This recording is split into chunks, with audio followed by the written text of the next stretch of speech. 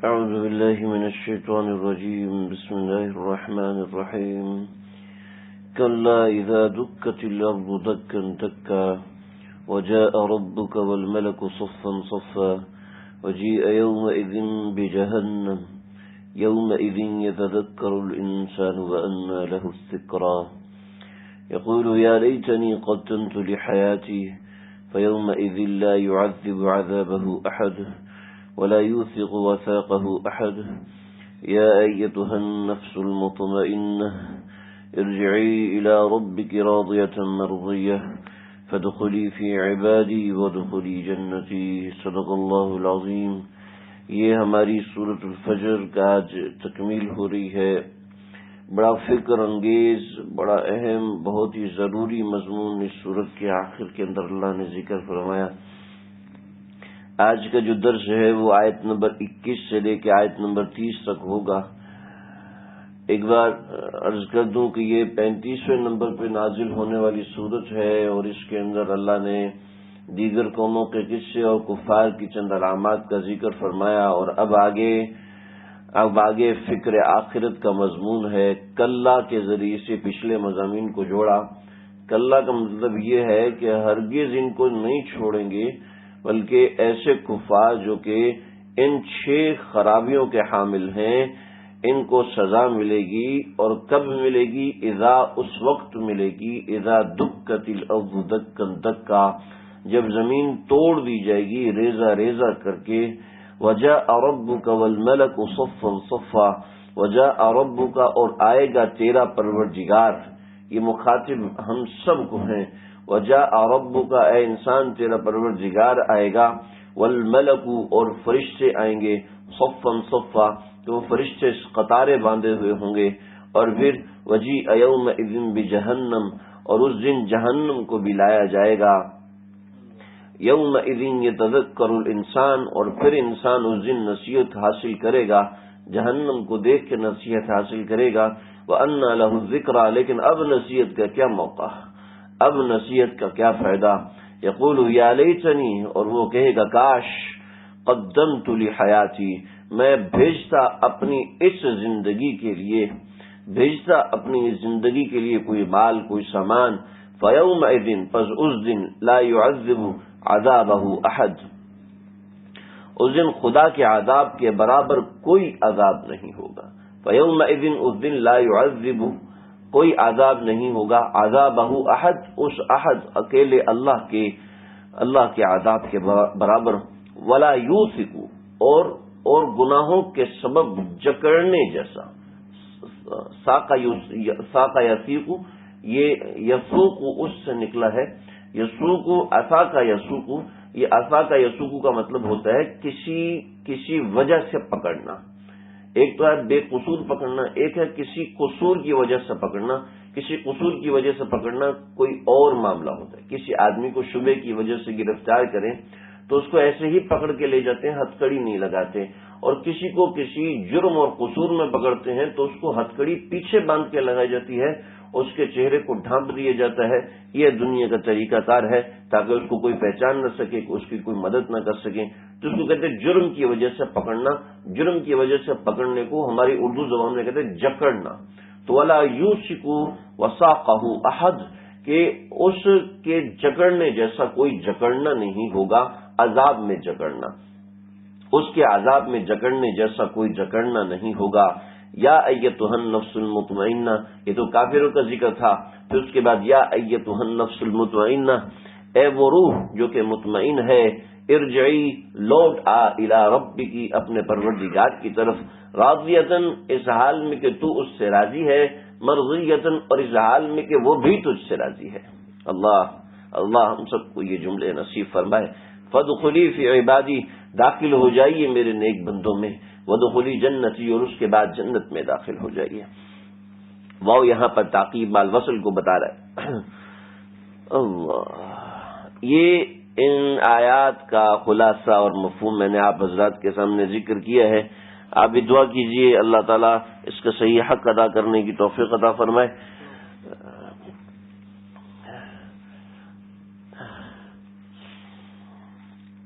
کلا اذا دکت الارض دکا دکا، قیامت کا ذکر ہے، اس کی ہولناکی اللہ رب العزت بیان فرما رہے ہیں۔ کلا کا بیان پیچھے گزرا۔ اذا دکت الارض دکا دکا، زمین کو ریزہ ریزہ کر کے برابر کر دیا جائے گا، یعنی زمین کی جو اونچ اور نیچ ہوگی ان سب کو توڑا جائے گا، ان کے پہاڑوں کو توڑا جائے گا۔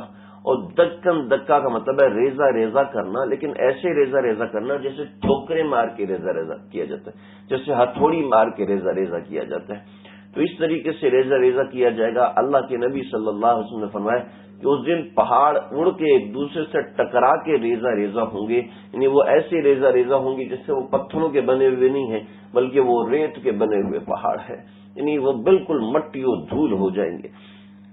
کلا اذا دکت الارض دکا دکا، اس دن کائنات کے اندر ایسے وجود ہوگا۔ کیوں؟ آج کی سائنس کے حوالے سے سائنس اس طریقے سے جو باتیں کرتی ہے کہ کائنات کا وجود جب ختم ہونا ہے تو اس میں یہ حالات اور واقعات ہوں گے۔ قرآن حدیث اور سائنس کے چند صفحات کے مطالعے سے جو میں سمجھا ہوں، اس سے یہ سمجھا ہوں کہ ہمارے جو نظام شمسی ہے یہ 7.5 ارب مربع میل پر پھیلا ہوا ہے، 750 ارب مربع میل پر نظام شمسی جو پھیلا ہوا ہے، اس میں پہلے سورج ہے، پھر عطارد ہے، پھر زہرہ ہے، اور پھر تیسرے نمبر پہ زمین ہے، پھر اس کے بعد مشتری ہے، اور پھر اس کے بعد ایک پتھروں کی بیلٹ ہے جو کہ بہت بڑی بیلٹ ہے، جو زمین کے ساتھ جو کہ دیگر سیاروں کے ساتھ بھاگ رہی ہے۔ ان بیلٹوں کے بعد 5 سیارے دریافت ہوئے جو کہ بڑے ہیں، اس کے بعد چند 2-3 سیارے دریافت ہوئے جو کہ چھوٹے سلوٹو وغیرہ ہیں، اس کے بعد پھر پتھروں کی بیلٹ ہے۔ ان پتھروں کی بیلٹ کے بعد زمین جس کہکشاں میں ہے، مجھے موقع نہیں ملا اس کو ڈائیگرام دینے کا، وہ بہت اچھے طریقے سے سمجھ میں آ جاتا ہے۔ جو اس کے بعد جو علاقہ آتا ہے، کہکشاؤں کے بعد جو علاقہ آتا ہے جو انسان دریافت نہیں کر سکا، صرف 3% حصہ انسان دریافت کر سکا ہے، اور اس کے اندر بھی دریافت ہوا ہے کہ اس کے اندر اتنے ستارے اور اتنے سیارے ہیں کہ ان کو صرف گننے کے لیے 3.5 ارب سال چاہیے، 350 ارب سال چاہیے ان کو گننے کے لیے، اتنے سیارے ہیں۔ لیکن اس کے بعد جو ختم ہونے کے بعد جو علاقہ آتے ہیں ان کو بلیک ہول کہتے ہیں۔ یہ بلیک ہولز جو ہوتے ہیں یہ کسی بھی سیارے کے پاس آ جائیں تو اس کو صرف منٹوں میں ختم کرتے ہیں، گھنٹوں میں نہیں، منٹوں کے اندر ان سیاروں کو نگل جاتے ہیں۔ تو جو اللہ نے کائنات کے حالات بتائے ہیں اور سائنس بتاتی ہے کہ یہ سیاروں کو ہلاک کرنے کے اندر بلیک ہولز نے بہت بڑا کردار ادا کیا ہے کہ یہ زمین جتنے بڑے سیارے کو صرف 1 منٹ کے اندر ختم کر دیتے۔ تو اللہ کچھ ایسا شاید نظام کے حوالے سے، تدبیر کے حوالے سے کوئی ایسا بلیک ہول آئے گا جو زمین کے قریب ہوگا اور ساری زمین کو اس طرح مٹی بنا کے، ریزہ ریزہ بنا کے نگلے گا۔ لیکن بہرحال یہی زمین ہوگی، اسی زمین کے اندر بعض روایتوں کے مطابق شام جہاں بیت المقدس ہے، اور بعض روایتوں کے مطابق مقام عرفات، اور اکثر روایات مقام عرفات کے بارے میں ہیں، لیکن دونوں جگہ کی روایتیں اپنی جگہ پر بالکل صحیح ہیں۔ میدان عرفات یا بیت المقدس، ان دونوں میں سے کوئی ایک زمین ایسی ہوگی جہاں پر میدان قیامت قائم ہوگا۔ اللہ زمین کو بالکل برابر کر دیں گے۔ برابر کرنے کی دو توضیحات علماء نے بیان فرمائی ہیں۔ ایک توضیح یہ ہے کہ زمین کو کے جو پہاڑ ہیں اور جو سمندر ہیں ان سب کو برابر کر دیا جائے گا، کوئی پہاڑ نہیں رہے گا اور کوئی سمندر نہیں رہے گا، بالکل گڑھا ہو جائے گا۔ اور دوسری تعبیر یہ ہے کہ زمین ابھی آج تو گول ہے، لیکن زمین اس وقت ایسی ہوگی یہ پوری بچھا دی جائے گی، پورا ایک فرش بن جائے گا جس کے اندر سب انسان برابر صفوں میں کھڑے ہوں گے، کوئی آگے کوئی پیچھے، کوئی اوپر کوئی نیچے، اس طرح نہیں ہوگا۔ اور ساری امت کی 120 صفیں بنا دی جائیں گی جس میں 80 صفیں امت محمدیہ صلی اللہ تعالی علیہ وسلم کی ہوں گی۔ تو کلا اذا دکت الارض، دک کہتے ہیں توڑنے کو، ہتھوڑی مار کے توڑنے کو عربی میں دکا کہتے ہیں۔ دکا دال اور کاف کے اوپر تشدید ہے، تو دکن دکا، یہ 2 دفعہ ذکر کیا۔ اس کا مطلب ہے کہ بار بار زمین کو آپس میں اس طریقے سے توڑ کے برابر کیا جائے گا۔ اس کے مختلف تعبیرات ہو سکتی ہیں، کوئی بھی تعبیر سوچی جا سکتی ہے۔ جو میں نے ایک تعبیر بلیک ہول کی بتائی، ایک تعبیر یہ ہے کہ زلزلے کے ذریعے سے ساری زمین کو برابر کیا جائے گا، کہ زلزلہ ہونے کے بعد سارے پہاڑ ٹوٹ جائیں گے، ان کے آتش فشان نکل جائیں گے، اس کے اندر جو چیزیں ہوں گی وہ سب ختم ہو کے زمین زلزلے کی وجہ سے برابر ہو جائے گی۔ تو یہ دونوں قسم کی تعبیرات ہو سکتی ہیں۔ اللہ اس دن کی ہولناکیوں سے ہماری حفاظت فرمائے۔ اس دن کی پکڑ سے ہماری حفاظت فرمائے۔ لیکن میرے بھائیو، اللہ نے قرآن میں یہ ہولناک واقعات ذکر فرمائے ہیں، اس کا مقصد یہ ہے کہ ہم ان کو یاد کریں۔ اللہ کے نبی جب قیامت کا ذکر فرماتے تھے تو نماز کے درمیان ہچکیاں نکل جاتی تھی، ایسا رونا آتا تھا۔ تو آج دنیا کے کاموں میں لگ کے، دنیا کے کاموں کا مزاج ہے کہ انسان کو اللہ سے غافل کرتے ہیں، دنیا کے کاموں کے اندر لگ کے انسان آخرت کو نہ بھولے، اس لیے اللہ نے قرآن میں جگہ جگہ قیامت کا ذکر فرمایا۔ وَجَاءَ رَبُّكَ وَالْمَلَكُ صَفًّا صَفًّا، وَجَاءَ رَبُّكَ، اور آئے گا تیرا پروردگار، وَالْمَلَكُ، اور فرشتے، صَفًّا صَفًّا، فرشتے صفوں میں ہوں گے۔ اور اللہ رب العزت کیسے آئیں گے؟ ایک دوسری جگہ پر آئے وَيَحْمِلُ عَرْشَ رَبِّكَ فَوْقَهُمْ يَوْمَئِذٍ ثَمَانِيَةٌ، اللہ کے 8 فرشتے اللہ کے عرش کو اپنے کندھوں پر اٹھا کے لائیں گے۔ ایک کیفیت یہ ذکر کی ہے۔ اور وہ 8 فرشتے کون ہیں؟ 8 فرشتوں کی جسمانیت اس قدر بڑی ہے کہ اگر ایک فرشتہ زمین پر پاؤں رکھتا ہے تو آسمان تک اس کی ایک پنڈلی ہے، زمین پر پاؤں رکھتا ہے آسمان تک اس کی ایک پنڈلی ہے۔ آپ ذرا سمجھے کہ ہم 3% حصہ دریافت کر چکے ہیں اور اس میں ہمیں ہزاروں برس گزر چکے، 97% حصہ ہم ابھی تک دیکھ نہیں سکے، اس کا اندازہ نہیں لگا سکے۔ آسمان ابھی اس سے اوپر ہے جس کی پنڈلی اتنی اونچی ہے، اور اس کا جسم کتنا بڑا ہوگا۔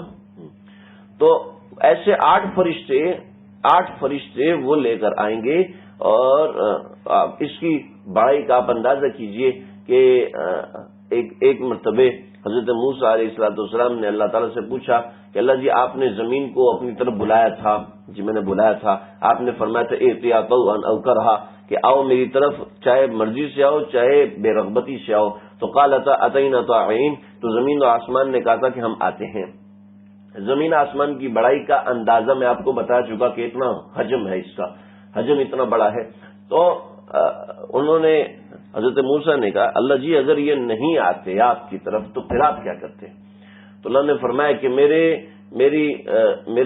ایک چھوٹا سا پرندہ ہے، میں اس کو بھیجتا، وہ زمین آسمان کو دانا سمجھ کے کھا جاتا۔ جی اتنا بڑا پرندہ ہے اور وہ ان کو دانا سمجھ کے کھا جائے گا؟ تو اللہ نے فرمایا، اللہ سے حضرت موسیٰ نے عرض کیا اللہ جی وہ پرندہ کہاں پر ہے؟ تو اللہ نے فرمایا کہ میری چراگاہوں کے اندر ایک پرندہ ہے جو کہ چھوٹا پرندہ شمار کیا جاتا ہے، ابھی اتنا بڑا پرندہ نہیں ہے۔ اللہ اکبر۔ اللہ جی وہ چراگاہیں کہاں ہیں؟ تو اللہ نے فرمایا کہ موسیٰ اس کا علم میں نے انسانوں کو نہیں دیا۔ اتنی بڑی بڑی چراگاہیں جس اللہ کی ہیں، یہ زمین اور یہ نظام اور کروڑوں میلوں پہ پھیلے ہوا یہ نظام جس کو انسان آج دیکھ رہا ہے، لیکن اس تک رسائی انسان کی آج ممکن نہیں ہے۔ آج وہ چلے گا، اڑے گا، اور تقریباً 10 سال کے بعد وہ پہنچے گا۔ 10 سال کے بعد تو وہ مشتری سے مریخ تک پہنچتا ہے، تو 10 سال کا فاصلہ اس میں لگ جاتا ہے، تو آسمان کا فاصلہ کتنا ہوگا؟ اور پھر اس کا علم، تو انسان کو اللہ نے نہ اس کا علم دیا ہے، نہ اس تک پہنچنے کی رسائی دی ہے۔ ہاں جو اللہ نے بتایا بس وہی ہے۔ تو اتنی بڑی اللہ کی ذات ہے، وہ جب آئے گی تو کیسے آئے گی؟ علماء فرماتے ہیں کہ یہ آیت کا حصہ وَجَاءَ رَبُّكَ، تیرا پروردگار آئے گا، یہ پہلے سمجھ لیں۔ 2 قسم کی باتیں ہوتی ہیں، ایک ہوتی ہیں محکمات، ایک ہوتے ہیں متشابہات۔ محکمات، متشابہات۔ محکمات وہ ہیں جیسے کتب علیکم الصیام، روزہ رکھو، روزہ رکھنا ہے، یہ محکمات ہیں، حکم ہے۔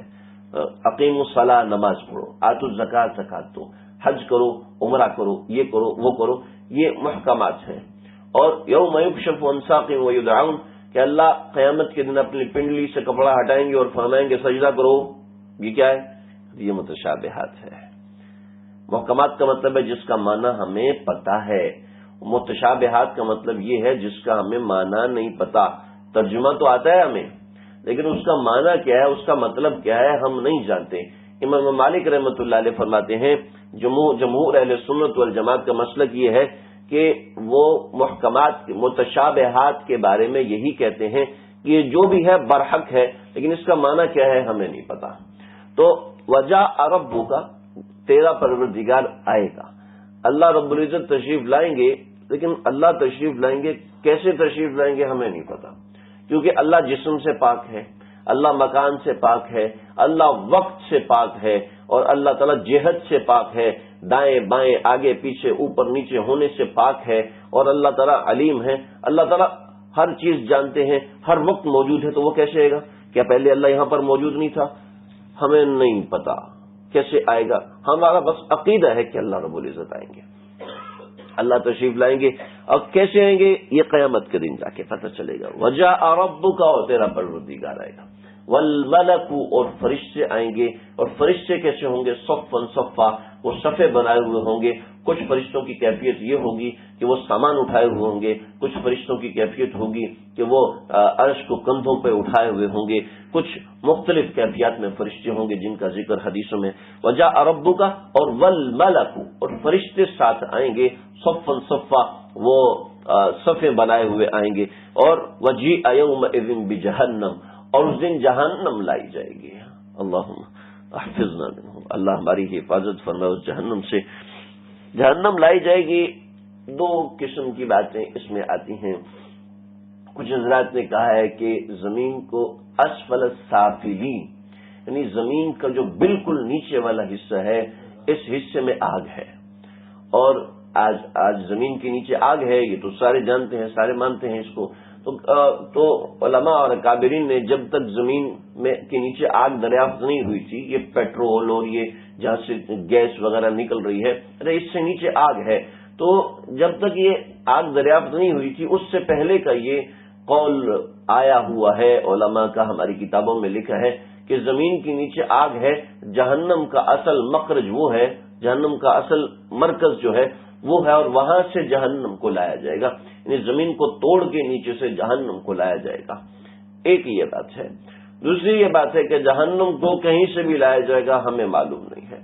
یہ دو باتیں. دوسری بات کی تائید کچھ ایسے ملتی ہے کہ ہمارے جو خلائی سائنسدان ہیں ان کی تحقیق اس بارے میں آئی ہے کہ زمین سے کروڑوں میل دور ہمیں اتنا بڑا سیارہ نظر آیا ہے، اتنا بڑا سیارہ نظر آیا ہے کہ جس کی لمبائی اور چوڑائی میں نہ سورج آتا ہے، نہ چاند آتا ہے، نہ ہمارا نظام شمسی آتا ہے. جتنی خلائیں ہم نے آج تک کور کی ہیں ان سب سے بڑا ہے. لیکن حیرت کی بات یہ ہے کہ اس کے اوپر جو موسم ہے اور اس کے اوپر اس کی جو سطح ہے وہ انتہائی خوشگوار ترین ہے. ایسی خوشگوار ہے کہ جس کو ہم بیان نہیں کر سکتے، صرف مشاہدے میں آ سکی ہے. تو بعض حضرات نے یہ خیال کیا شاید وہ سیارہ جنت ہے اور اللہ جنت میں وہاں لوگوں کو رکھیں گے. اور دوسرا ایسے ہی ایک سیارہ دریافت ہوا ہے جو کہ بالکل آگ سے بھڑک رہا ہے اور سورج اس کے سامنے کچھ بھی نہیں ہے. سورج اس کے سامنے ایک جیسے اس کمرے کے اندر ایک چنا رکھا ہوا ہو، سورج اس کے سامنے اتنا بھی نہیں ہے، اور اس کی کئی وادیاں اور کئی.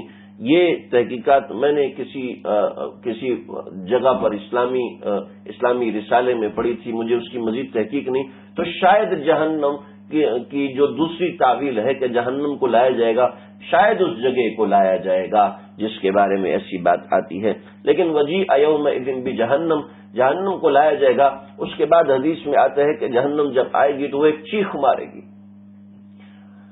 حدیث میں آتا ہے کہ اگر کوئی شخص سجدے میں پیدا ہوا تھا، سجدے میں پڑا ہوا ہے اور مرنے تک وہ سجدے میں پڑا ہوا تھا، وہ بھی اس دن کہے گا اللہ جی مجھے معاف کر دے، اللہ جی میری جان بچائیے. جہنم کی ایک چیخ ہوگی. دوسری بات یہ آتی ہے کہ جس کے پاس 70 انبیاء کا عمل ہوگا وہ بھی یہ کہے گا کہ اللہ جی میری جان بخشیے. اور حضرت عیسیٰ علیہ السلام اللہ تعالیٰ سے پکاریں گے اللہ جی میں آج حضرت اپنی ماں مریم کا بھی سوال نہیں کرتا کہ میرے پوچھنے والی صرف وہ تھی، میں اس کا بھی سوال نہیں کرتا، آج آپ میری جان بچائیے. تو بڑی طویل حدیث ہے اور آپ حضرت نے سنی ہوئی ہے ہمارے واعظین اور مقررین سے. جب تک سارے کے سارے لوگ نبی کریم صلی اللہ علیہ وسلم کے پاس جمع نہیں ہوں گے اس وقت تک جہنم کی وہ چیز گونجتی رہے گی اور لوگ اس سے پریشان رہیں گے. وجیء یومئذ بجہنم، اور جہنم لائی جائے گی. فصیحۃ، اور وہ چیخ مارے گی، ایسی چیخ مارے گی کہ سب لوگ بھول جائیں گے. دیکھیں یہ تو قیامت کا ہولناک دن ہوگا. یومئذ یتذکر الانسان، اس ہولناکی کو دیکھ کر انسان کہے گا مجھے سمجھ میں آ گیا، مجھے دنیا میں کیا کرنا چاہیے تھا، کیسے رہنا چاہیے تھا، کیسے خرچ کرنا چاہیے تھا، کیسے معاملات کرنے چاہیے تھے، کیسا کھانا چاہیے تھا، کیسا پینا چاہیے تھا، کیسی عبادت کرنی چاہیے تھی. وہ کہے گا مجھے سمجھ میں آ گیا کہ کون سا عقیدہ سچ تھا، کون سا مسلمان سچا تھا، کون سا آدمی غلط تھا. وہ کہے گا مجھے سمجھ میں آ گیا. تو اللہ کہہ رہے وہ انا لہ الذکر. اب کیا فائدہ نصیحت کا؟ اب نصیحت حاصل کرنے کا کوئی فائدہ نہیں. یہ تو ایک بات ہے، یہ تو قرآن مجید میں آیا، میں نے اس لیے ذکر کر دیا. ہمارے اکابرین جہنم کا زیادہ ذکر نہیں کرتے، قیامت کی ہولناکیوں کا زیادہ ذکر نہیں کرتے. میں پہلے بھی ذکر کر چکا ہوں اس بات کو، لیکن پھر اس لیے ذکر کر رہا ہوں کہ اس دن ایسا ایک تخیل ہوتا ہے. میرا تخیل ہے، تخیل سمجھتے ہیں نا؟ تخیل کیا ہوتا ہے؟ خیال. میری ایک سوچ ہے کہ اگر آپ کو مجھے ابھی اطلاع ملتی ہے کہ اللہ کے نبی صلی اللہ تعالی علیہ وسلم تشریف لائے ہوئے حیدرآباد ہے بھائی، تو کیا ہوگا؟ پھر سارے جہازوں کا، ساری ٹرینوں کا رخ اسی طرف ہو جائے گا، اور ہم اپنی گاڑیاں لے کے حیدرآباد کے رخ پہ ڈال دیں گے. ایسا ہی ہوگا. سڑکیں بھر جائیں گی، سڑکوں پہ جگہ نہیں ہوگی، لوگ کچے پہ چلائیں گے اور وادیوں میں درمیان سے گزرنا شروع ہوں گے، اور پھر وہ راستے بھی بند ہو جائیں گے تو پیدل جانا شروع ہو جائیں گے. ایسا ہے نا؟ ہر مسلمان کا جی کرے گا میں سب سے پہلے پہنچوں. حالانکہ حکومت کہہ رہی ہے کہ اللہ کے نبی یہاں تشریف لائیں گے، لیکن کوئی رکے گا نہیں. کوئی سچا عاشق نہیں رکے گا، کوئی نہیں رکے گا. بچے بوڑھے سب جائیں گے. قیامت کے دن یہ تو ہوگا. اور مسلمانوں کے دل میں تو یہی بات ہوگی کہ اللہ کے نبی تو مدینے میں ہیں، بقی والوں کی سفارش کر رہے ہیں اور بقی والوں کو اٹھا رہے ہیں، ہمیں وہاں پہنچنا چاہیے. اور سارے مسلمان اسی طرف نکلیں گے. تو ایک گوہ کو آپ صلی اللہ علیہ وسلم نے خطاب کیا تھا، ایک معجزہ آیا تھا، ایک معجزہ ہوا. حضرت عمر رضی اللہ عنہ بیٹھے ہوئے ہیں، سیدنا ابوبکر صدیق بیٹھے ہوئے ہیں، دیگر کئی صحابہ بیٹھے ہوئے ہیں. ایک روایت میں بڑی تفصیل ہے، تقریباً 16 صحابہ کا ذکر ہے، ایک میں صرف 2 کا ذکر ہے. تو ایک اعرابی آیا اور اعرابی نے گو کا شکار کیا تھا. گو جو ہوتی ہے نا، یہ چھپکلی اور گرگٹ کی نسل کا ایک جانور ہے، بڑا، اور یہ کافی بڑا ہوتا ہے. ڈاکو وغیرہ اس کو استعمال کرتے تھے، اس کو پھینک دیتے تھے، یہ جا کے دیوار پہ چپک جاتا تھا. اس میں رسی باندھی ہوتی تھی تو اس سے چڑھ کے جو ہے وہ دیوار پار کیا کرتے تھے. اس کو پھینک دیتے تھے دریا کے کنارے، یہ دریا کے اس پار جا کے چپک جاتی تھی، اور یہ جناب رسی باندھ کے رسی سے لٹک کے دریا پار کرتے تھے. تو یہ اس مقصد کے لیے استعمال ہوتے تھے. اس کو کھاتے بھی تھے یہ لوگ. تو اس نے گو کا شکار کیا تھا، اور گو کو جو ہے اس نے مار دیا تھا. شکار میں مر گئی تو اس نے لا کے اللہ کے نبی کے سامنے ڈال دیا اور کہا کہ یہ جو بولے گی نا میں اس کی بات مانوں گا. اب گو تو زندہ نہیں بولتی نا، اور یہ مردہ گو کیسے بولے گی؟ تو سیدنا عمر بن خطاب رضی اللہ عنہ کو غصہ آیا اور فرمانے لگے یا رسول اللہ یہ تو بدو اعرابی ہے، لیکن اتنا گستاخ ہے کہ مری ہوئی گو کے بعد کو آپ کے سامنے لا کے چھوڑ دیا ہے. تو آپ نے اونٹ کو بٹھا کے اس کے ساتھ ٹیک لگائی ہوئی تھی. یوں ہمارے آقا صلی اللہ علیہ وسلم، ہمارے ماں باپ ان پر قربان، ہماری جانیں ان پر قربان. فرمایا عمر چپ کر جاؤ. تو فرمایا یا وب، اے گو.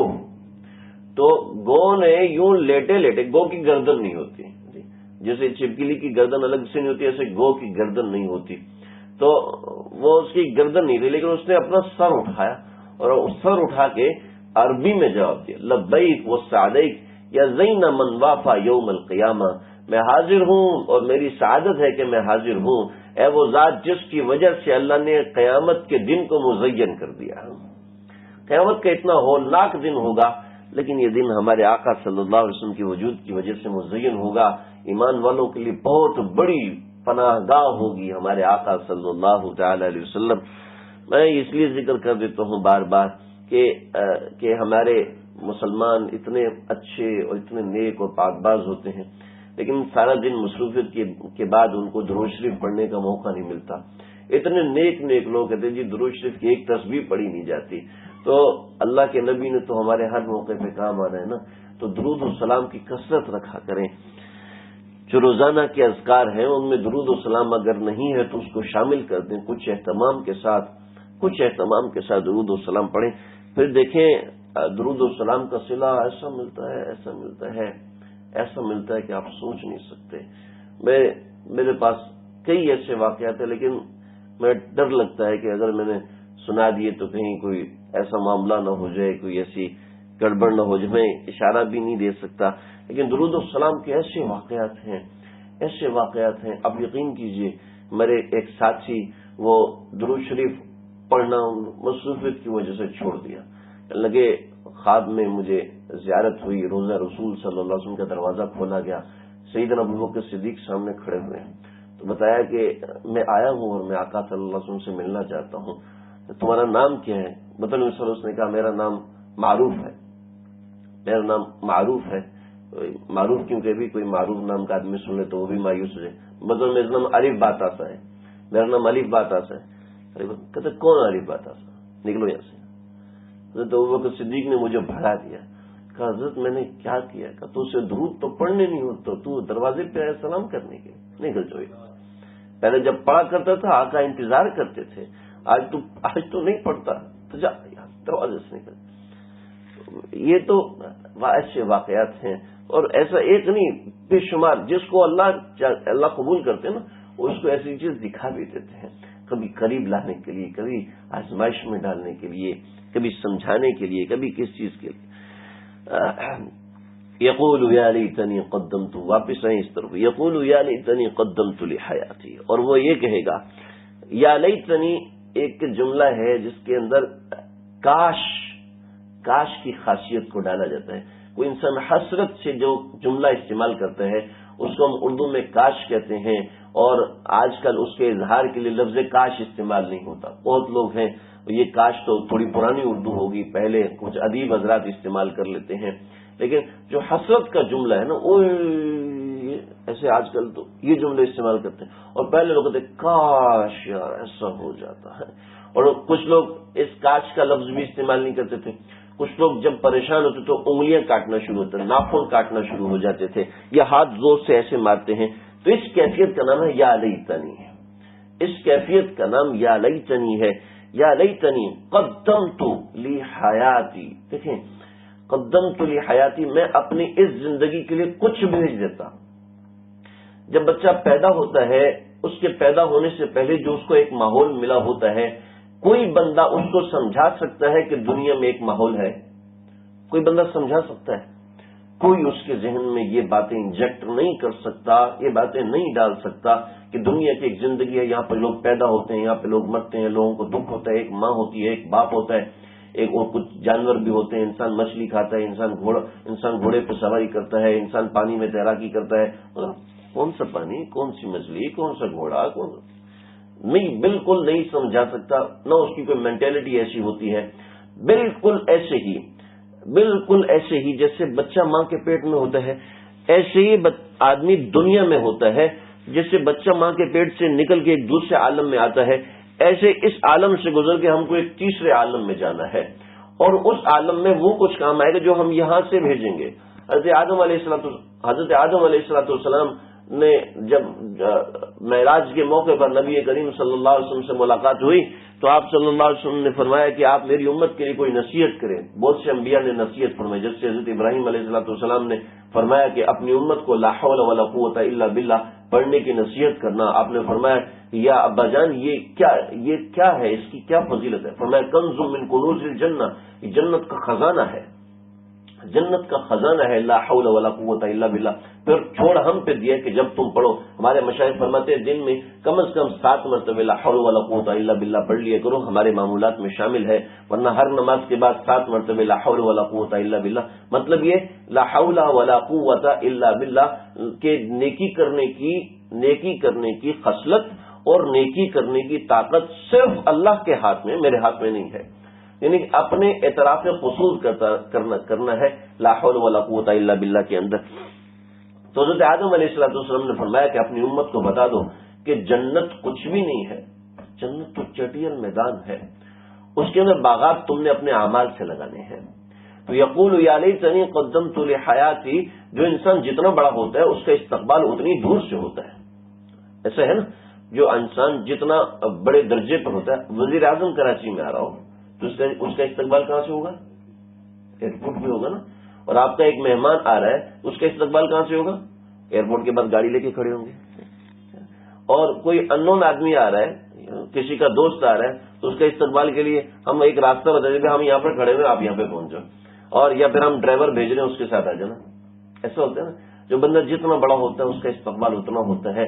ایسے ہی جس کے اعمال جتنے زیادہ اچھے ہوں گے اس کا قیامت کے دن ویسا ہی استقبال ہوگا. جب وہ دیکھے گا کہ فلاں فلاں کا ایسا استقبال ہے، فلاں فلاں اتنے نیک تھے، اس کا اتنا اچھا استقبال ہے، تو یقول یا لیتنی قدمت لحیاتی، کاش کہ میں یہاں استقبال کے لیے بھی کچھ سامان بھیج دیتا. میرے بھائیوں، یہاں پر نیکیاں جوڑنے کا زمانہ ہے. آج نیکیاں جوڑنے کا ایسا وقت ہے. نبی کریم صلی اللہ علیہ وسلم نے فرمایا کہ جو دنیا سے چلا جاتا ہے اس کو اپنے جانے کے بعد ایصال ثواب کی ایسے ضرورت ہوتی ہے جیسے ریگستان کے اندر پیاسے کو پانی کی ضرورت ہوتی ہے. اپنے پیچھے کوئی ایسا چھوڑ کے جانا چاہیے جو ایصال ثواب کرے. ہاں، ورنہ کم از کم اپنی اولاد کو نمازی بنائے. جب وہ نماز پڑھے گا تو پڑھے گا نا، رب اجعلنی مقیم الصلاۃ ومن ذریتی ربنا وتقبل دعا ربنا اغفر لی ولوالدی. ساری کا ترجمہ نہیں کرنا مجھے، ربنا اغفر لی ولوالدی، اللہ جی مجھے بھی معاف کر دے، میرے ماں باپ کو بھی معاف کر دے. جب وہ روزانہ نماز پڑھے گا تو آپ ماں باپ کے لیے خود بخود یہ دعا نکلے گی. اور جب وہ خود نیک ہوگا، اولاد نہیں ہے، خود نیک ہوگا، اور جو غیر شادی شدہ منہ بنائے ہم کیسے کریں گے صاحب، یا تو ابا سے کہو ہماری شادی کروائیں تو ان کے لیے ہے کہ وہ تو خود نیک بنے. جب وہ خود نیک بنیں گے تو لوگ دعا کریں گے التحیات للہ والصلوات والطیبات والسلام علیک ایھا النبی ورحمۃ اللہ وبرکاتہ السلام علینا وعلی عباد اللہ الصالحین. اللہ جی سلامتی نازل فرماؤ ان بندوں پر جو آپ کے نیکوکار رہے ہیں، جو آپ کے نیکوکار بندے ہیں ان سب پہ سلامتی نازل فرمائی. اللہ یقول یا لیتنی قدمت لحیاتی. انسان کچھ اپنے اعمال آگے بھیجے گا اور کچھ جو اس کو ہدیے کے طور پہ ملیں گے وہ اعمال بھی آگے بھیجے گا. فیومئذ لا یعذب عذابہ احد. اس دن کسی کا عذاب اللہ کے عذاب جیسا نہ ہوگا، کسی کی پکڑ اللہ کی پکڑ جیسی نہیں ہوگی. یا ایتھا النفس المطمئنہ. اب تھوڑا سا آگے یہ اللہ کی قیامت کی ہولناکیوں کا ذکر ہے. اللہ نے جو پکڑنا ہے، اللہ نے جو عذاب دینا ہے، یہ کفار کے لیے ہے. ایک تھوڑی سی تسلی کی بات آپ حضرات کو ذکر کر دوں، لیکن عموماً ایسی تسلی کی بات سن کے بہت سے لوگ بے فکر ہو جاتے ہیں، لیکن میں کیا کروں، ہمارے اکابرین نے لکھا ہے، اکابرین نے فرمایا، مجلس عام میں فرمایا کہ کوئی بندہ اللہ سے مایوس نہ ہو. حضرت عیسیٰ علیہ السلام نے اللہ سے سوال کیا تھا، اللہ جی آپ کو کفر کے بعد سب سے زیادہ نفرت کس بات سے ہے؟ تو اللہ نے جواب دیا، عیسیٰ اس بات سے ہے کہ لوگ میری رحمت سے مایوس ہونے لگے ہیں. اللہ کے 99 نام ایک حدیث میں ہے، ساری احادیث کو ملائے تو 1500 نام اللہ کی کتابوں میں ذکر ہے. ان میں صرف ایک نام ایسا ہے جو کہ صفت غضب کو ثابت کرتا ہے، باقی سب نام تمام صفت رحمت کو ثابت کرتے ہیں. اتنا پیارا اللہ ہے. صرف ایک نام ہے المنتقم. المنتقم بدلہ لینے والا، بدلہ ایک ہے جو صفت غضب کو ثابت کرتا ہے، باقی سب نام اللہ کی رحمت کو. یہ جبار کا ترجمہ کرتے ہیں نا، جبار ظالم. جبار کا ترجمہ ظالم نہیں ہے، جبار کا ترجمہ ٹوٹے ہوئے کو جوڑنے والا. جبار کا ترجمہ ظالم نہیں ہوتا. قہار، قہار کا مطلب ظالم نہیں ہوتا، قہار کا مطلب رحمت کو غالب کرنے والا، جس کی اللہ اپنا قہر نازل فرمائے. تو یہ پنجابی والا قہر نہیں، یہ عربی والا قہر نہیں ہے، یہ اردو والا قہر ہے، یہ فارسی والا قہر ہے.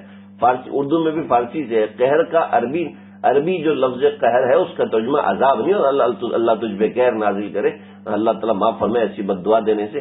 تو جو قہر ہوتا ہے یہ فارسی اور اردو والا ہے، ٹھیک ہے، یہ عربی والا قہر نہیں ہے. تو قہار کا مطلب بھی اللہ کی صفت غضب نہیں ہے. اور صرف منتقم، المنتقم، صرف اس کا یہ اللہ کی صفت غضب ہے، لیکن وہ اللہ کی ہر صفت اپنے درجے میں کامل اور اکمل اور مکمل ہے. اللہ ہمیں اپنے عذاب سے، اپنے جہنم سے اللہ ہم سب کی حفاظت فرمائے. پھر اس کے بعد ہے یا ایتھا النفس المطمئنہ. یہ آپ ان کا ترجمہ سن لیں، میں ایک سے زائد مرتبہ بھی پڑھ کے سنا دوں گا تاکہ یہ آیات بہت سی جگہوں پر آئی ہیں. یا ایتھا النفس المطمئنہ، اے اطمینان پانے والے شخص. یہ میں مفہوم بتا رہا ہوں. اے وہ شخص جو اپنی زندگی سے مطمئن ہے. ارجعی الی ربک راضیۃ مرضیہ، اپنے رب کی طرف لوٹا. ارجعی کا مطلب کیا ہوتا ہے کہ تم یا جاؤ اس سے مل لو، جاؤ اس سے مل لو. اور کہتے ہیں یار 10 روٹی تو لے کر آؤ، 10 روٹی لے کر آؤ، تو جاؤ اور اس سے مل لو اور 10 روٹی لے کر آؤ، دونوں میں فرق ہے نا. ایک میں صرف بھیجنے کا ذکر اور دوسرے میں یہ کہ جا کے واپس آنا ہے. تو جا کے واپس آنے کا ذکر جس میں ہے اس کے لیے لفظ ہوتا ہے ارجعی، واپس لوٹاؤ، اب واپس آ جاؤ. تو ارجعی الی ربک، ارجعی واپس لوٹاؤ. واپس لوٹانے کا مطلب کیا ہے؟ دیکھو جہاں پر انسان کھڑا ہوتا ہے وہیں پر واپس لوٹنے کا کہہ رہے ہیں نا. واپس لوٹاؤ، یار میں نے تو کہا تھا اسپتال میں واپس لوٹاؤ. پاگل تو نہیں ہو گئے گھر میں کھڑے ہو کے کہہ رہے اسپتال میں واپس لوٹاؤ؟ ایسے تو نہیں ہوتا نا. انسان کی حدیث میں آتا ہے تمام انسانوں کی جو روحیں ہوتی ہیں وہ اپنے اعمال کی وجہ سے سبقت کرتی ہیں دوسرے درجوں کی نسبت. یا تو اچھے اعمال کرتی ہے تو اس کی روح اعلی علیین پہ چلی جاتی ہے. پہلا آسمان، دوسرا آسمان، تیسرا، چوتھا، پانچواں، چھٹا، ساتواں آسمان، سدرۃ المنتہا. سدرۃ المنتہا کے بعد 70,000 نور کے پردے جس سے آگے فرشتوں کی رسائی نہیں. اور اس کے بعد اللہ کا عرش آتا ہے. اللہ اپنے عرش کے نیچے ایک جگہ رکھے ہوئے ہیں، اس جگہ کا نام ہے علیین. اس جگہ کا نام علیین ہے. اور جہنم سے اوپر ایک درجہ ہے جس کا نام ہے اسفل السافلین. ٹھیک ہے. جو گندی روح ہوتی ہے کافر کی روح، جو کافر ہوتے ہیں ان کی روحوں کو اللہ اسفل السافلین میں ڈالتے ہیں. اور جن کی روحیں پاکیزہ اور نیک ہوتی ہے ان کی روحوں کو اللہ علیین میں رکھتے ہیں. اور جن کی روحیں برابر ہوتی ہیں ان کو اللہ برزخ میں رکھتے ہیں جس کو اعراف کہتے ہیں. ایک تیسرا مقام ہے اللہ اس میں رکھتے ہیں. تو جو نفس مطمئنہ ہے، دیکھیں یا ایتھا النفس المطمئنہ ارجعی، تو واپس لوٹا، تو علیین کی طرف واپس لوٹا. میں اس کی وضاحت کرتا ہوں. راضیتاً کیسے لوٹاؤ؟ اس حال میں کہ تو اللہ سے راضی ہو، تو اللہ سے راضی ہو اور اللہ تجھ سے راضی ہو. پھر فادخلی فی عبادی، پہلے میرے نیک بندوں میں داخل ہو جا. وادخلی جنتی، اور پھر جنت میں داخل ہو جا. ذرا سمجھیں، اے اطمینان پانے والی روح واپس لوٹ آ، اور ایسے واپس لوٹ آ کہ تو اللہ سے راضی اور اللہ تجھ سے راضی ہے. پھر میرے نیک بندوں میں داخل ہو اور پھر جنت میں اور میری جنت میں داخل ہو جائے. یہ اس کا معنی اور مفہوم ہے. یا ایتھا النفس المطمئن، نفس کی بہت سی قسمیں اکابرین نے لکھی ہیں، لیکن نفس کی اصل 3 قسمیں ہوتی ہیں. نفس کی اصل میں 3 قسمیں ہوتی ہیں جس کو آسان لفظوں میں بتاتا ہوں. پہلا لفظ ہے نفس حیوانی. نفس حیوانی جس کو کہتے ہیں نفس لوامہ، جس کو قرآن مجید میں لفظ لوامہ کا، یہ نفس حیوانی. نفس حیوانی کیا ہوتا ہے؟ نفس حیوانی یہ ہوتا ہے کہ جیسے جانور کھانے سے پہلے نہیں دیکھتا یہ گھاس میرے لیے کھانا جائز ہے یا ناجائز ہے. آپ نے دیکھا کبھی مرغی دوسرے میں ادھر نہیں جا رہی، وہاں پر وہ شیڈ کی گھاس ہے، وہ تیرے لیے کھانا جائز نہیں ہے. کبھی آپ نے دیکھا؟ ایسا نہیں ہوتا. جانور کچھ کھانے سے پہلے جائز ناجائز نہیں دیکھتا، حلال حرام نہیں دیکھتا. جانور اپنی خواہش پوری کرنے سے پہلے نہیں دیکھتا کہ میری ماں ہے، میری بہن ہے، یہ اور یہ، اور بس جو من میں آتا ہے وہ کرتا ہے. یہ نفس لوامہ جو کہ بار بار گناہ کرنا. نفس حیوانی یہ ہے کہ جو دل میں آیا کرتا ہے، جو دل میں آیا کرتا ہے، نمبر 1. دوسرا نفس شیطانی جس کو نفس امارہ کہتے ہیں، اس کو جب موقع ملتا ہے ڈنگ مارتا ہے. نفس شیطانی کون سا ہے؟ نفس شیطانی وہ ہے کہ جو عقل میں آئے وہ کرتا ہے. عقل میں آئے، شیطان کو عقل میں آیا تو 1000 سال عبادت کیا، عقل میں نہیں آیا تو ایک سجدہ نہیں کیا. تو جو عقل میں آیا وہ کرتا ہے، جو عقل میں نہیں آتا چھوڑو بیکار ہے. جو عقل میں آتا ہے وہ کرتا ہے، یہ ہے نفس شیطانی. اور تیسرا ہے نفس ایمانی کہ جس میں عقل اور جس میں خواہش اللہ کی مرضی کے تابع ہے. یہ ہے نفس ایمانی. سمجھ رہے ہیں؟ سمجھ گیا کہ نفس حیوانی جو اپنی خواہش پہ چلتا ہے، نفس شیطانی جو کہ عقل پہ چلتا ہے کہ خواہش تو ہے باہر جانے کی لیکن عقل کہتی ہے نہیں جاؤ تو نہیں جاتا، لیکن 100% اس نے سربراہ عقل کو بنایا. اور تیسرا ہے نفس ایمانی کہ وہ نفس ایمانی ہے کہ جو خواہش اور عقل کو اللہ کے حکم کے تابع کرتا ہے. خواہش اور عقل اللہ کے حکم کے تابع، یہ نفس ایمانی ہے. اس نفس ایمانی کی جو تکمیل ہوتی ہے وہ نفس مطمئنہ کے طور پہ ہوتی ہے. سمجھ رہے ہیں؟ سمجھ آگے بات دی. تو یا ایتھا النفس المطمئنہ، اے اطمینان پانے والے، اطمینان جس نے اپنی خواہشات کو اور اپنی عقل کو اللہ کے حکم کے تابع کر دیا، یہ نفس ایمانی ہے۔ اللہ ہم سب کو یہ نصیب فرمائے۔ ارجعی الی ربک، یہ جو جملے ہیں یہ انسان کے کان میں پڑیں گے، اللہ ہم سب کے کانوں میں بھی یہ جملے ڈالے۔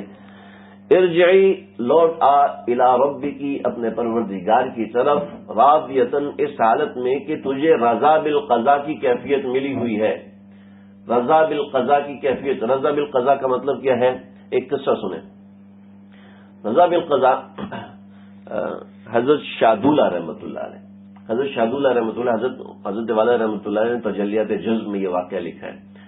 حضرت شاہدولہ رحمۃ اللہ علیہ یہ بڑے اللہ والے تھے، تو ان کے علاقے میں جو نہر تھی اس کا بند ٹوٹ گیا۔ بند ٹوٹا ہے تو لوگ ان کے پاس آئے اور کہا حضرت دعا کریں کہ جو ہے وہ بند جو ہے وہ نہ ٹوٹے اور بڑا مشکل ہو رہا ہے، ہم سب لوگ لگے ہوئے ہیں۔ کہا اچھا، کہ چلو اس بند کے اوپر، وہاں بند پہ پہنچے اور بند کو جا کے توڑنا شروع کر دیا۔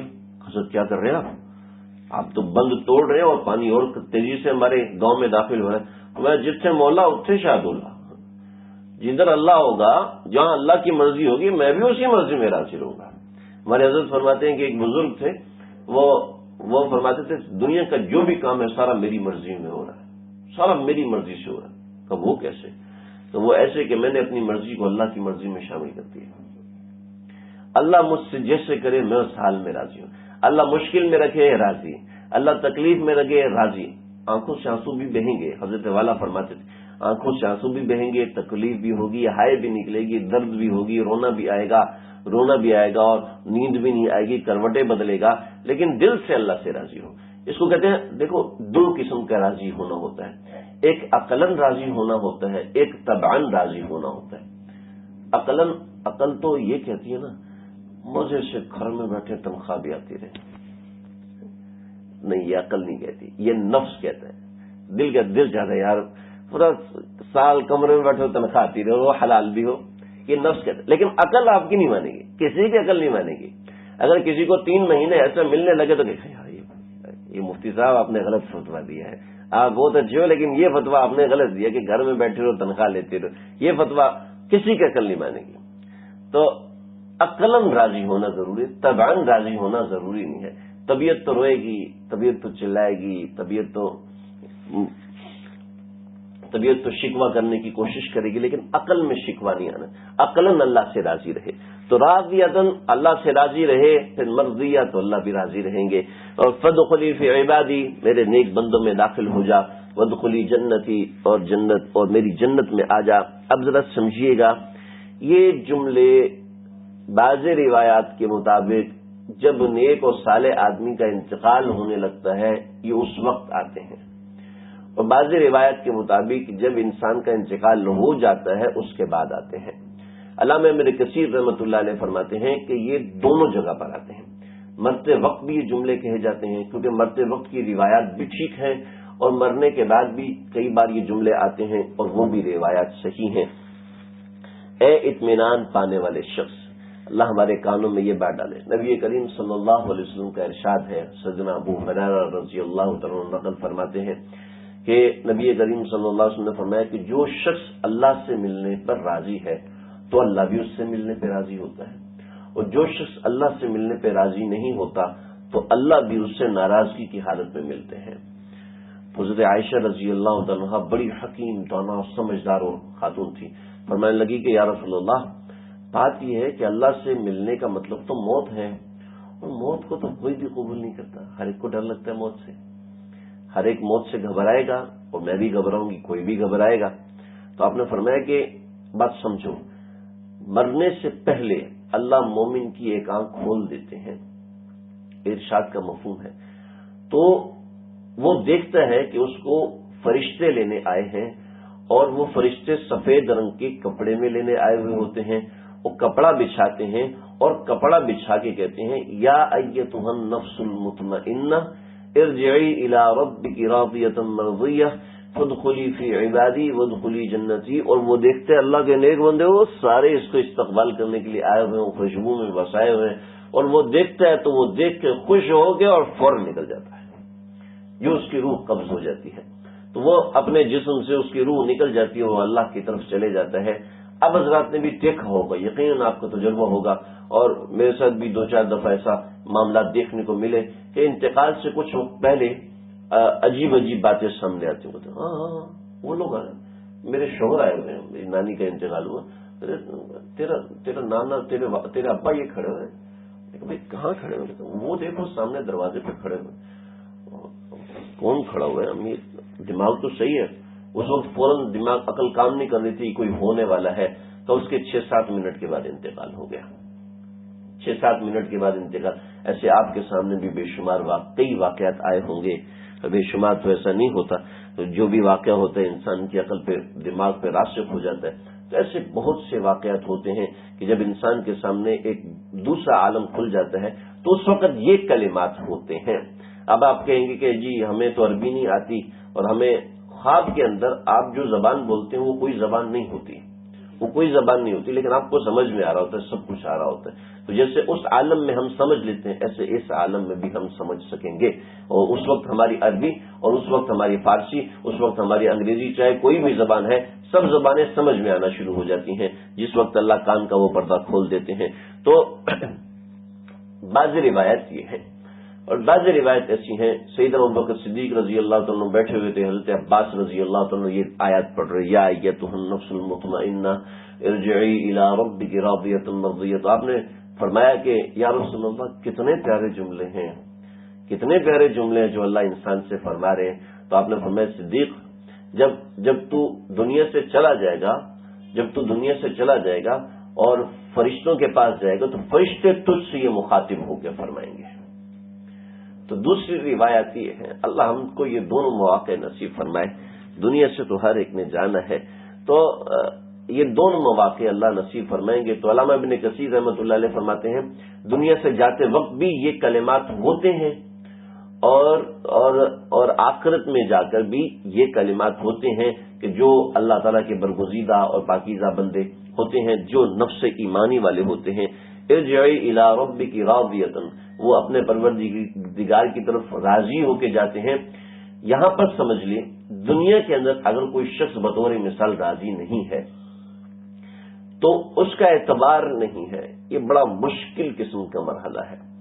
یہ اعتبار اس وقت کا ہے جس وقت انسان کے اوپر موت حاضر ہوتی ہے، جس وقت انسان کے اوپر موت حاضر ہوتی ہے، انسان حالت نزع میں ہوتا ہے، تو حالت نزع کا اعتبار ہے۔ اور حالت نزع کیسے سدھرے گی؟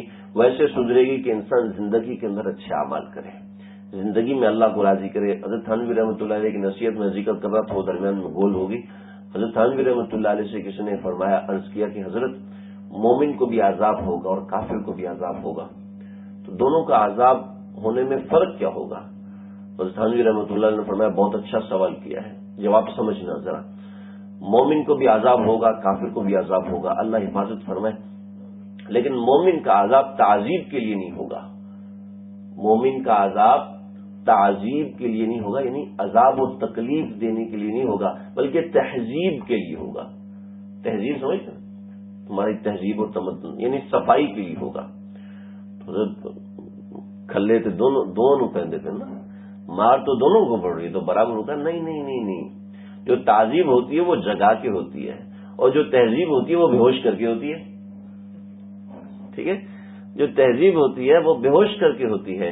جیسے کہ اس زمانے میں آپریشن ہو رہا تھا تو ہمیں جیسے کہ ڈاکٹر حضرات بے ہوش کر کے آپریشن کر دیتے ہیں اور اندر سے گندا مادہ نکال دیتے ہیں، اور مریض کو تکلیف نہیں ہوتی تو اس کو کوئی تکلیف نہیں ہوتی، جبکہ دوسرا جیل کے اندر اس کا ہاتھ کاٹا جا رہا ہے، اس کو تکلیف ہو رہی ہوتی ہے۔ تو وہ ہے تہذیب، تعذیب، عذاب دینا ہے۔ اور مومن کی یہ تہذیب جو کہ ہسپتال میں ہو رہی ہوتی ہے، اس تہذیب کا پتہ نہیں چلتا، اس عذاب کا پتہ چلتا ہے۔ یہ ایمان کی دولت ہے، لا الہ الا اللہ محمد رسول اللہ کی وجہ سے اللہ نے ہم کو یہ نصیب فرمایا، اللہ خاتمہ بھی ایمان پر نصیب فرمائے۔ راضیۃ مرضیہ، اس حالت میں کہ تو اللہ سے راضی، جب بندہ اللہ سے راضی ہوتا ہے تو اللہ بھی بندے سے راضی ہوتے ہیں۔ بہت بڑا مضمون ہے، بس یہاں پہ اتنا کافی ہے۔ فادخلی فی عبادی وادخلی جنتی، دیکھیں آخر میں اللہ نے سکھایا ہے جو نیک بندہ ہوگا اس کے لیے شرط ہے کہ وہ نیک لوگوں کے ساتھ رہے۔ حضرت سلیمان علیہ السلام نے اللہ تعالیٰ سے دعا کی، وَأَدْخِلْنِي مِنَ الصَّالِحِينَ، اللہ جی مجھے صالحین میں رکھ دینا، مجھے صالحین میں شامل کر دینا۔ حضرت یوسف علیہ السلام کی دعا ہے، نبی کریم صلی اللہ علیہ وسلم کو حکم دیا وَاصْبِرْ نَفْسَكَ مَعَ الَّذِينَ يَدْعُونَ رَبَّهُمْ بِالْغَدَاةِ وَالْعَشِيِّ، کہ نیک لوگوں کے ساتھ بیٹھو، اے نبی آپ نیک لوگوں کے ساتھ بیٹھو، حالانکہ اللہ کے نبی کی خلوت سے بڑھ کے کیا چیز ہوگی، لیکن آپ کو حکم دیا گیا کہ آپ نیک لوگوں کے ساتھ جا کے بیٹھے، کہ نیک لوگوں کی صحبت بندے پہ کے دل پر اثر کرتی ہے۔ اور بعض اکابرین خواجہ فقیر الدین رحمۃ اللہ علیہ فرمایا کرتے تھے، برے کام سے بدتر ہے برے کی صحبت، گندے کام سے بدتر ہے گندے کی صحبت، اور نیک کام سے بہتر ہے نیک کی صحبت، نیک کام سے بہتر نیک کی صحبت ہے۔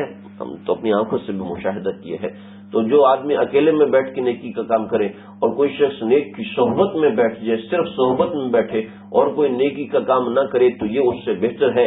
حتیٰ کہ علامہ رومی رحمۃ اللہ علیہ جو کہ 500 علماء کے استاد تھے، 500 علماء کے استاد، وہ فرماتے ہیں یک زمانہ صحبت باولیاء، یک زمانہ صحبت باولیاء بہترز 100 سالہ طاعت بیریا، کہ ایک اللہ والے کی صحبت، نیک آدمی کے صرف صحبت، کوئی بیان سننا، کوئی تقریر سننا، کوئی بیٹھ کے ذکر کر لینا، یہ مقصود نہیں ہے۔ صرف نیک آدمی کے ساتھ بیٹھ جانا، بات چیت کر لینا، ویسے ہی کوئی نصیحت سنے بغیر نیک آدمی کے ساتھ صرف بیٹھ جانا، یہ 100 سالہ عبادت سے بہتر ہے۔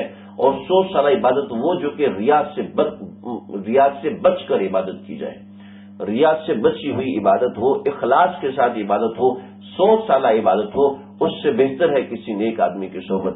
اس لیے بہتر ہے کہ اس نیکی کے کام کا درجہ ایک قطرہ ہے، اور نیک آدمی کی صحبت میں بیٹھ لینا یہ دریا ہے۔ قطرہ کچھ بھی ہو جائے وہ دریا کے مقابلے میں نہیں آ سکتا، دریا کا مقابلہ نہیں کر سکتا۔ بس یہاں پر اللہ نے حکم دیا فَادْخُلِي فِي عِبَادِي، میرے نیک بندوں میں داخل ہو۔ طریقہ راضیۃ مرضیہ ہونے کا طریقہ، رضا بالقضاء کا طریقہ، نفس مطمئنہ بننے کا طریقہ، وہ طریقہ صرف یہ ہے کہ فَادْخُلِي فِي عِبَادِي، میرے نیک بندوں میں شامل ہو، میرے نیک بندوں میں شامل ہو جاؤ۔ بس پھر دیکھنا وَادْخُلِي جنتی، میں تمہیں جنت میں داخل کر دوں گا۔ تو جنت میں داخلے سے پہلے اللہ نے نیک بندوں کے داخلے کا ذکر فرمایا۔ بہت طویل مضمون ہے، آپ حضرات تو سنتے آئے ہیں، آپ حضرات مشائخ کی صحبت میں بیٹھے ہوئے ہیں، ان کی صحبتوں میں جاتے ہیں، بیٹھتے ہیں، اس کے اوپر مجھے مزید بات کرنے کی ضرورت بھی نہیں ہے۔ بس یہ سورۃ الفجر یہاں پر آیت نمبر 30 تھی اور یہ یہاں پر مکمل ہوئی۔ اللہ تعالی ہم سب کو عمل کرنے کی توفیق عطا فرمائے۔ وآخر دعوانا الحمدللہ رب العالمین، ربنا تقبل منا انک انت السمیع العلیم۔ بسم اللہ الرحمن الرحیم، ربنا تقبل منا انك انت السميع العليم وتب علينا انك انت التواب الرحيم۔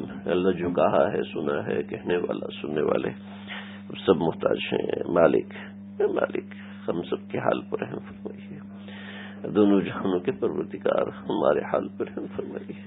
آپ کے قرآن کا ذکر ہے، آپ کی جہنم کا ذکر ہے، آپ کی جنت کا ذکر ہے، آپ کے نیک لوگوں کا ذکر ہے، آپ کے مقدس کلام کا ذکر ہے، اور پھر آپ کا ذکر ہے، اور آپ کے حبیب کبریا، آپ کے حبیب کا ذکر ہے۔ اے کبریا، اے معاف کرنے والے، ہمارے گناہوں کو معاف فرما دیجیے، ان لوگوں کے آنے کو، بیٹھنے کو، جمع ہونے کو قبول فرما لیجیے۔ اے اللہ، ہم سب کے یہاں بیٹھنے کو، ہر ایک کے دل میں ایمان کا چراغ ہے، کسی کا چراغ بہت روشن ہے، کسی کا چراغ بالکل تاریک ہے، لیکن اے اللہ سب میں کچھ نہ کچھ روشنی موجود ہے۔ اللہ اس کی برکت سے ہم سب کے دلوں کو جگمگا دیجیے، ہمارے دلوں سے اللہ اللہ اللہ کو جاری کر دیجیے، ہمارے دلوں سے آپ کا نام نکلے، ہماری زبانوں سے آپ کا نام نکلے، ہمارا روح آپ کو پکارے، ہمارا بال آپ کو یاد کرے، ہماری آنکھیں، ہمارے کان، ہمارے ناک، ہمارے کان، ہمارا جسم کا ایک ایک عضو آپ کی کبریائی کا گواہ بن جائے، آپ کو ذکر کرنے والا بن جائے، آپ کو یاد کرنے والا بن جائے۔ اے مالک ہمارے ہاتھ میں آ جائیے، ہماری آنکھوں میں آ جائیے۔ آج جہاں میری آنکھوں میں ہے، سما جا میرے دل میں ہے، تو دل میں تو آتا ہے، سمجھ میں نہیں آتا، تو دل میں تو آتا ہے، نظر نہیں آتا۔ میں جان گیا ہے ربی، تیری پہچان یہی ہے۔ اللہ جی اپنی پہچان کر دیجیے، اپنی پہچان کروا دیجیے۔ ہم تو نالائق ہیں، اپنی کوشش میں لگے ہوئے ہیں، کوئی یہاں بول کی کوشش کر رہا ہے، کوئی یہاں بیٹھ کے کوشش کر رہا ہے، کوئی یہاں حاضری دے کے کوشش کر رہا ہے، کوئی سماعت کر کے کوشش کر رہا ہے۔ اے اللہ ہم سب کی کوششوں کو قبول فرمائیے۔ ہم میں سے کسی ایک کا اخلاص بھی اگر آپ کو پسند ہے، کسی ایک کے سفید بال بھی آپ کو پسند ہے، کسی ایک کے ہاتھ اٹھانا بھی آپ کو پسند ہے، تو ہماری بگڑی بڑھا دیجئے اس کے صدقے، اپنے قرآن کے صدقے، اپنے حبیب کے یہاں کے صدقے سب کی بگڑی بنا دیجئے۔ ہمارے دلوں میں جو ارمان ہے اللہ سب جائز ارمانوں کو اپنے فضل و کرم سے پورا فرمائیے، اے مالک اپنے فضل و کرم سے پورا فرمائیے۔